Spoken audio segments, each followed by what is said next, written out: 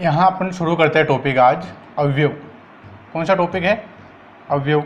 अपने हिंदी में अवयव जो ये रीट में पूछा जाता है, रीट और एसआई के अंतर्गत। ठीक है, इसके अपन बात करें कि अवयव होता क्या है। अवयव क्या होता है कि अवयव के अपन देखें तो अवयव की परिभाषा क्या कहती है कि अवयव वह है कि जिसमें किसी व्याकरणिक कोटियों का कोई है। जैसे इसका अवयव की परिभाषा देखिए अपन। अवयव की परिभाषा जैसे कोई वचन है, काल है, लिंग है, कारक के अनुसार इसका रूप परिवर्तन नहीं होता है, उसी को अवयव कहते हैं। कि अवयव को अविकारी भी कहते हैं। क्या कहते हैं? अवयव को अविकारी भी कहते हैं। यानी जिसका विकार परिवर्तन नहीं हो वह अवयव या अविकारी कहलाता है। जिसका विकार परिवर्तित नहीं हो वह अवयव या अविकारी कहलाता है। जिसका व्याकरणिक कोटियों से कोई फर्क नहीं पड़ता है उसको अवयव कहते हैं। जैसे रूप, वचन, काल, लिंग और कारक के अनुसार इसका रूप परिवर्तित नहीं होता है, इस कारण इसको अवयव कहते हैं। यानी इसका नाम से क्या बोध होता है? अवयव। जिसका कोई नाश नहीं होता है, जिसका कोई खर्च नहीं होता है, वह अवयव कहलाता है। ठीक है, इसकी परिभाषा देखिए अपन। इसकी परिभाषा की बात करें, परिभाषा, अवयव की परिभाषा,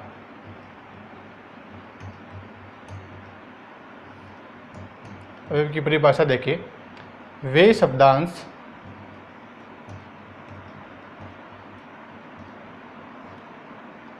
वे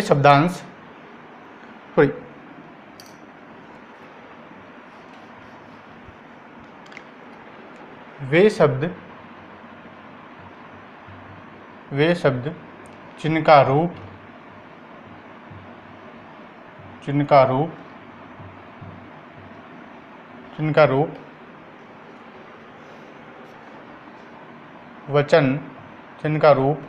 वचन, काल, लिंग और कारक के वचन, काल, लिंग, कारक के अनुसार रूप परिवर्तित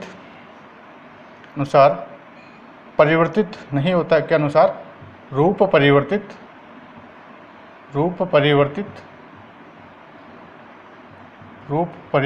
नहीं होता है, अनुसार रूप परिवर्तित नहीं होता है,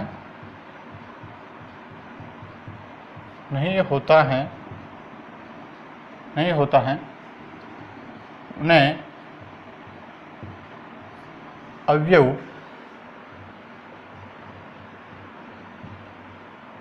अवयव या अविकारी शब्द कहते हैं। अवयव या अविकारी कहते हैं। यानी इसकी परिभाषा क्या है कि वे शब्द जिनका रूप परिवर्तित जिनका रूप लिंग, वचन, कारक और लिंग के अनुसार परिवर्तित नहीं होता है, उन्हीं को क्या कहते हैं? अवयव या अविकारी शब्द कहते हैं। इनमें अपन देखें कि अवयव कितने प्रकार के होते हैं। अवयव वैसे तो मूल से 4 प्रकार के होते हैं। कितने प्रकार के होते हैं? 4 प्रकार के होते हैं। ठीक है, अपन बात करें अवयव 4 प्रकार के होते हैं। 4 प्रकार के होते हैं। कितने प्रकार के होते हैं अवयव? 4 प्रकार के। कौन से होते हैं? सबसे पहले देखिए अपन, पहला होता है क्रिया विशेषण। कौन सा होता है? क्रिया विशेषण। दूसरा होता है संबंध बोधक। दूसरा कौन सा होता है? संबंध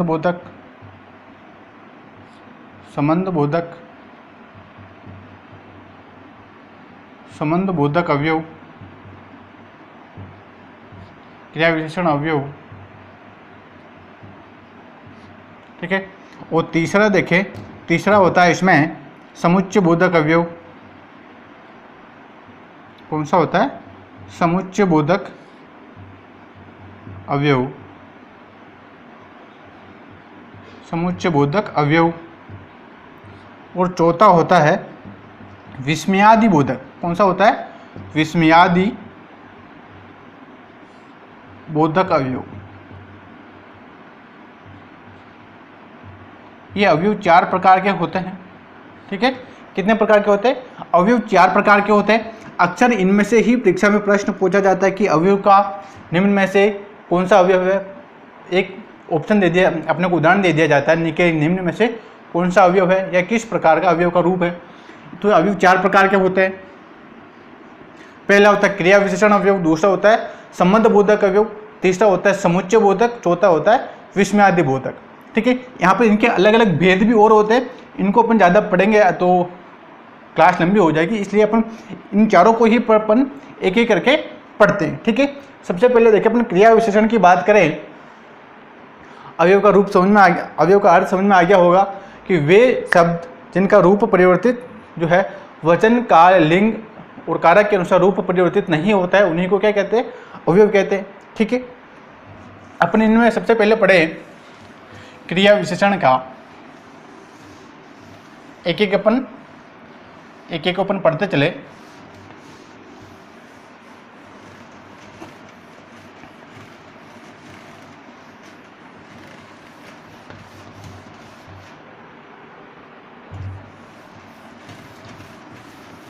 सबसे पहले देखिए अपन इसमें क्रिया विशेषण अवयव। कौन सा अवयव है? क्रिया विशेषण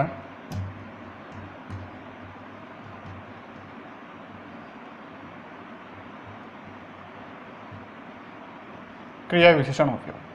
ठीक है, क्रिया विशेषण अवयव की बात करें कि क्रिया विशेषण अवयव क्या होता है कि इसमें किसी क्रिया का बोध होगा। नाम से क्या हो रहा है? क्रिया, और क्रिया और विशेषण की बात होगी, इसमें नाम से ही बोध हो रहा है। इसमें देखिए अपन कि वे अवयव शब्द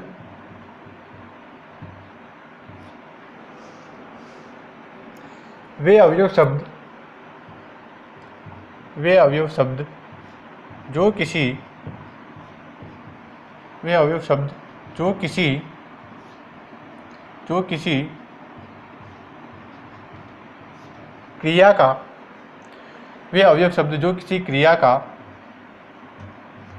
बोध कराते हैं, क्रिया का बोध कराते हैं, क्रिया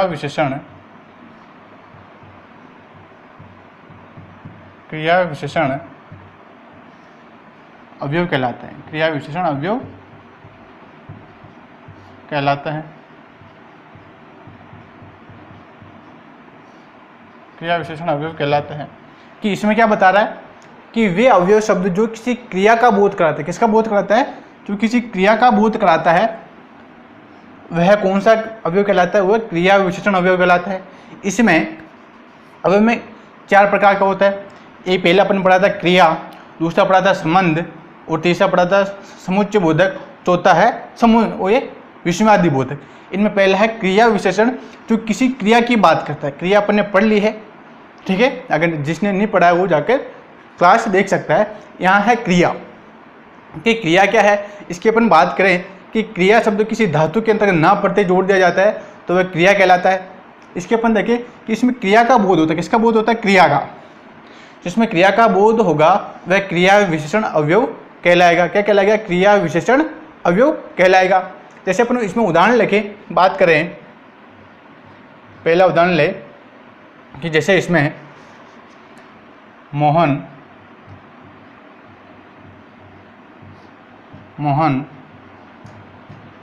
धीरे धीरे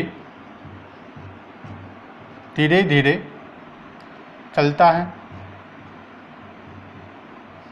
धीरे धीरे चलता है। यहाँ अपने को देखता है कि इसमें क्रिया कौन सी है और विशेषण कौन सा है। यहाँ अपन देखें तो यहाँ क्या है? चलता है, तो चलना क्या है? यहाँ पर क्रिया है। क्रिया कौन सी? चलना क्रिया है। और विशेषण क्या है? धीरे धीरे। इसकी विशेषता बता रहा है चलने की विशेषता क्या बता रहा है कि मोहन की विशेषता बता रहा है कि मोहन धीरे धीरे चलता है। ठीक है, विशेषता क्या होगी इसमें, धीरे धीरे चलना क्या होगी इसकी विशेषता, ये क्या बता रहा है, इसकी विशेषता बता रहा है कि मोहन धीरे धीरे चलता है। ये चलता क्या होगी, यहाँ पर चलना क्रिया होगी, ये चलना क्रिया होगी, ये चलना क्रिया है। मोहन क्या करता है, धीरे धीरे चलता है। धीरे धीरे चलना इसकी क्या है, विशेषता बता रहा है। क्रिया की विशेषता का बोध कराने या क्रिया का बोध कराने वाले शब्द क्या कहलाता है, क्रिया विशेषण अवयव कहलाता है। आया समझ में कि जिसमें क्रिया का बोध विशेषता का बोध कराता है, ये चलना क्रिया है, चलना, पढ़ना, लिखना, घूमना फिरना, खाना खाना, खाना, लिखना, ये सारी क्या है, क्रिया है। ठीक है, इसमें ये चलता है, चलता है इसमें, ये क्या है, कोई चलना क्रिया है इसमें।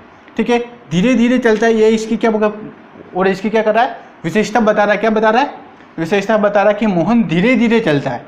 इसकी क्रिया की विशेषता बता रहा है कि मोहन धीरे धीरे चलता है, तो इसमें क्या हो गया, क्रिया विशेषण अवयव है। क्या है, क्रिया विशेषण अवयव। आगे अपन और उदाहरण लेके देखिए अपन इसमें। ठीक है, और उदाहरण लेके, दूसरा उदाहरण कि घोड़ा तेज दौड़ता है, तेज दौड़ता है। घोड़ा की क्या विशेषता बता रहा है कि घोड़ा तेज दौड़ता है। यहाँ पर दौड़ना इसकी क्या होगी, क्रिया हो गई, क्या होगी, दौड़ना इसकी क्रिया हो गई, दौड़ना क्रिया है। और इसकी विशेषता क्या बता रहा है कि तेज दौड़ता है। क्या बात, और क्या दौड़ता है, तेज दौड़ता है, ये इसकी क्या हो गई, विशेषता हो गई। क्या हो गई, विशेषता हो गई। तेज इसकी विशेषता हो गई, किसकी विशेषता हो गई, घोड़े की विशेषता हो गई, घोड़ा तेज दौड़ता है। इसमें घोड़ा तो है, करता है, काम कर रहा है, या संज्ञा है, और ये दौड़ना क्या हो गई, इसकी क्रिया हो गई। तेज क्या होगी, इसकी विशेषता बता कि घोड़ा तेज दौड़ता है। तेज दौड़ना इसकी क्या हो गई, विशेषता हो गई। और दौड़ना इसकी क्या है, क्रिया है, कि जिसमें क्रिया का बोध होता है वह क्या कहलाते हैं, क्रिया विशेषण अवयव कहलाता है। इसमें इसकी वचन, रूप, काल, लिंग के अनुसार कोई फर्क नहीं पड़ता है, इसके कोई रूप परिवर्तित नहीं होता है। ठीक है, उसी को ही अवयव कहते हैं। ठीक है, आगे देखें और उदाहरण देखें अपन। जैसे बच्चा अचानक गिर गया, बच्चा अचानक गिर गया, तो यहाँ क्या है, यहाँ गिरना जो क्रिया हो जाएगी, और अचानक क्या हो जाएगा, अचानक इसकी विशेषता की बता रहा है कि बच्चा अचानक गिर गया, ये इसकी विशेषता बता रहा है। और ये इसमें क्या है, क्रिया है, ये इसकी क्रिया है कि बच्चा अचानक गिर गया है, ये इसकी क्रिया बता रहा है, ये इसकी विशेषता बता रहा है। ठीक है, और देखें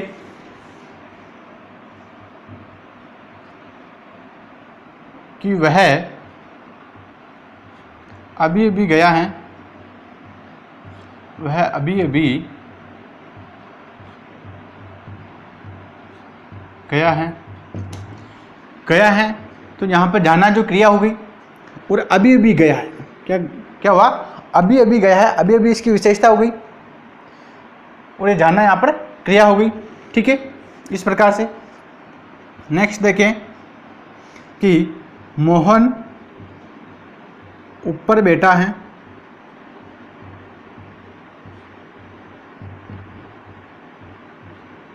मोहन ऊपर बैठा है। मोहन कहाँ बैठा है, ऊपर बैठा है। किसके ऊपर बैठा है, ये यहाँ पर अभी बोध नहीं हो रहा है, बैठना यहाँ पर क्रिया हो गई, ऊपर इसकी विशेषता हो गई कि ऊपर बैठा है। किसके ऊपर बैठा है, ये यहाँ पर बोध नहीं हो रहा है कि कुर्सी पर बैठा है, किसका यहाँ, या फिर छत के ऊपर बैठा है, ये भी बोध नहीं हो रहा है, ऊपर बैठा है। ठीक है, और देखें, और है राम सामने खड़ा है, राम सामने खड़ा है। राम क्या, खड़ा होना, ये क्रिया है, कहाँ खड़ा है, सामने। ठीक है, ये इसकी विशेषता बता रहा है कि राम सामने खड़ा है।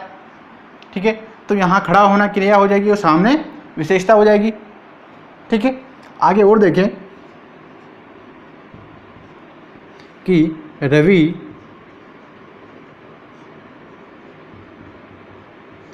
प्रातः घूमता है।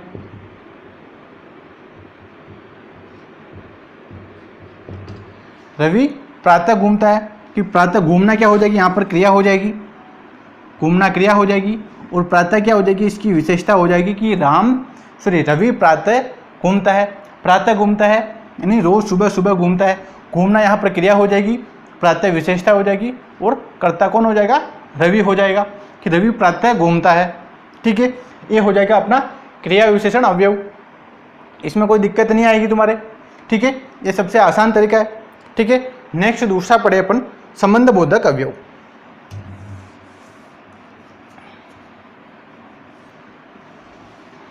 दूसरा अपन पढ़ते हैं संबंध बोधक अवयव।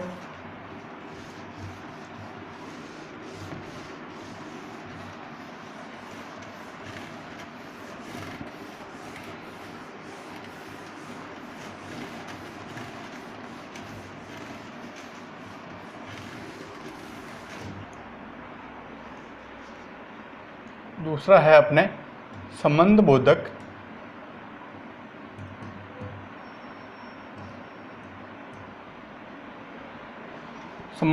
अवयव। कौन सा है, संबंध बोधक अवयव। संबंध बोधक अवयव। ठीक है, संबंध का देखें, संबंध बोधक अवयव क्या होता है, यहाँ देखिए अपन इसमें कि वे अवयव शब्द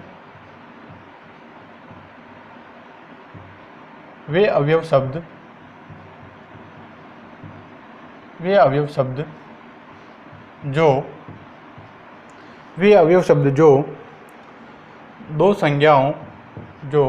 दो संज्ञाओं में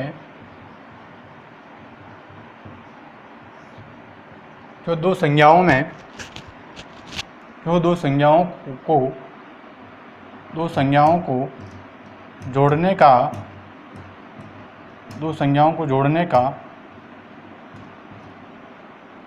जोड़ने अर्थात दो संज्ञाओं को, वे अवयव शब्द जो दो संज्ञाओं को जोड़ने अर्थात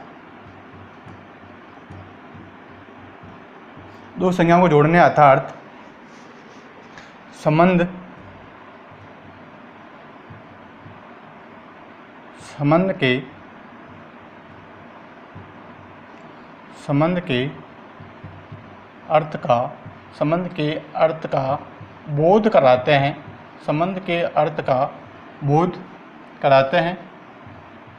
संबंध के अर्थ का बोध कराते हैं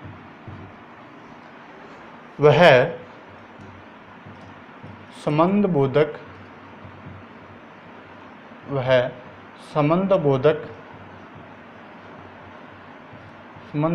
अवयव कहलाते हैं।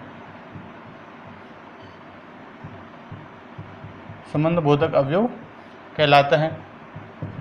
ठीक है, कि ये संबंध बोधक क्या है, कि वे अवयव शब्द जो दो संज्ञाओं को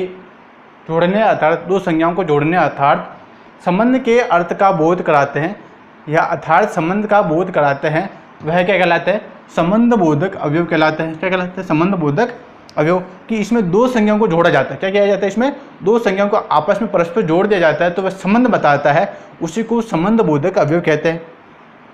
कि दो संज्ञाओं में परस्पर क्या करता है, संबंध का बोध कराता है।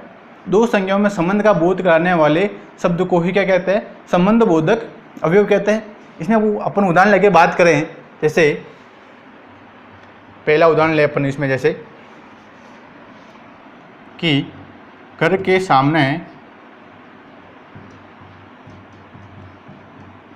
सामने बगीचा है।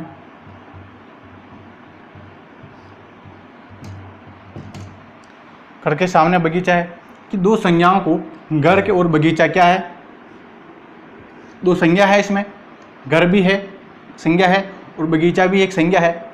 इन दोनों को आपस में संबंध क्या बता रहा है, सामने, घर के सामने क्या है, बगीचा है। घर के सामने क्या है, बगीचा है। तो सामने जो शब्द है ये आपस में इन दोनों शब्दों में क्या कर रहा है, परस्पर संबंध का बोध करा रहा है कि घर के सामने बगीचा है। तो सामने शब्द इसमें क्या करा रहा है, दोनों आपस में शब्दों को जोड़ने का कार्य कर रहा है, दोनों में आपस में संबंध का बोध करा रहा है। तो ये शब्द क्या कहलाएगा, संबंध बोधक अवयव कहलाता है। इन दोनों में क्या कर रहा है, संबंध का बोध करा रहा है, इसलिए ये संबंध बोधक अवयव कहलाता है। ठीक है, कि घर के सामने बगीचा है, तो ये घर के सामने बगीचा है, तो सामने शब्द क्या करा रहा है, इन दोनों में आपस में संबंध बता रहा है कि घर के सामने बगीचा है। ठीक है, आगे अपन और उदाहरण लेके बात करें। ठीक है, दूसरा उदाहरण ले अपन, जैसे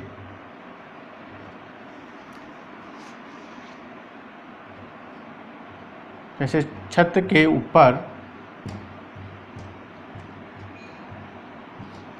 ऊपर मोर नाच रहा है, मोर नाच रहा है। तो यहाँ क्या हो रहा है, छत क्या हो जाएगा, छत और मोर दोनों हो जाएगा। और यहाँ पर क्या कर रहा है, ऊपर शब्द इसमें क्या कर रहा है, इसमें संबंध का बोध करा रहा है कि मोर कहाँ नाच रहा है, ऊपर नाच रहा है। कहाँ नाच रहा है, छत के ऊपर। तो ऊपर शब्द इसमें क्या करा रहा है, इसका संबंध का बोध करा रहा है कि आपस में दोनों का बोध क्या हो रहा है कि छत के ऊपर जो है मोर नाच रहा है। कहाँ नाच रहा है, मोर छत के ऊपर नाच रहा है। इसलिए इसमें कौन सा होगा, संबंध बोधक अवयव होगा। कौन सा होगा, संबंध बोधक अवयव। और देखिए अपन इसमें जैसे कि विद्यालय के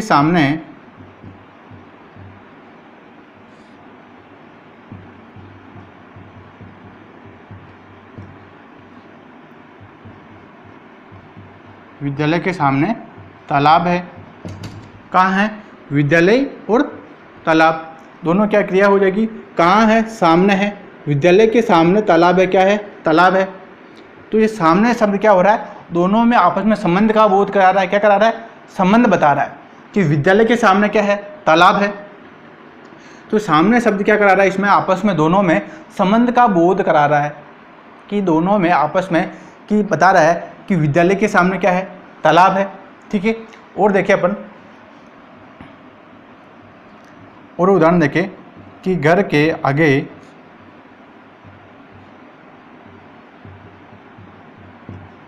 आगे लोग एकत्रित हो रहे हैं। घर के आगे लोग एकत्रित हो रहे हैं। ये शब्द है जैसे कि घर के आगे लोग एकत्रित हो रहे हैं। क्या हो रहे हैं, लोग एकत्रित हो रहे हैं। कहाँ हो रहे हैं, आगे। किसके आगे, घर के आगे। घर के आगे लोग एकत्रित हो रहे हैं। या आगे शब्द है, इसमें आपस में दोनों में क्या करा रहा है, संबंध का बोध करा रहा है। आपस में परस्पर संबंध का बोध कराने वाले शब्द क्या कहलाते हैं, संबंध बोधक अवयव कहलाते हैं। क्या कहलाते हैं, संबंध बोधक अवयव कहलाते हैं। तो इसमें घर और लोग दोनों के बीच में क्या शब्द आ रहा है, आगे। तो आगे शब्द इसमें संबंध का बोध करा रहा है। ठीक है, और देखिए अपन इसमें जैसे घर के भीतर या घर के अंदर भी कर सकते हैं। घर के भीतर चोर बैठा है।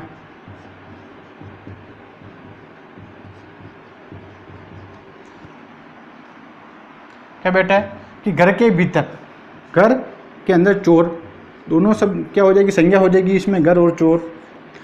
अंदर बैठा, कहाँ बैठा है, अंदर, यानी भीतर बैठा है, अंदर बैठा है। चोर कहाँ बैठा है, अंदर बैठा है। घर के अंदर चोर बैठा है। कि ये शब्द क्या हो जाएगा, इन दोनों संज्ञाओं में, घर संज्ञा है ये, तो इनमें क्या हो जाएगा, दोनों में आपस में क्या कर रहा है, दोनों को जोड़ने का काम कौन सा कर रहा है, भीतर कर रहा है। और संबंध के अर्थ का बोध कौन सा करा रहा है, कि भीतर है, कि घर के अंदर या भीतर चोर बैठा है। कौन बैठा है, चोर बैठा है। तो ये भीतर शब्द है, आपस में क्या करा रहा है, परस्पर संबंध का बोध करा रहा है। क्या करा रहा है, संबंध का बोध कराने के कारण ये संबंध बोधक अवयव कहलाता है। ठीक है, और उदाहरण ले अपन जैसे विद्यालय के बाहर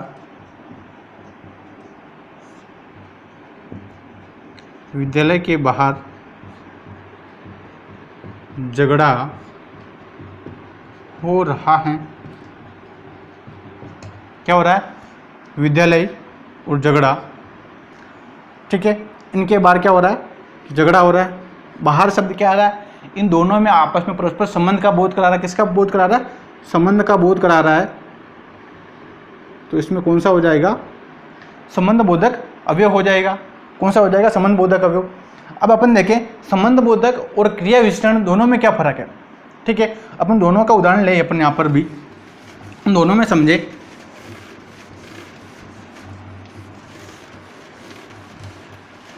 ठीक है, जैसे एक उदाहरण लेते हैं अपन, राजेश आप लोगों को बताना है कि इनमें कौन सा विशेषण है। राजेश ऊपर बैठा है, इनमें कौन सा विशेषण है? और एक शब्द और, एक और है, राजेश छत के ऊपर बैठा है।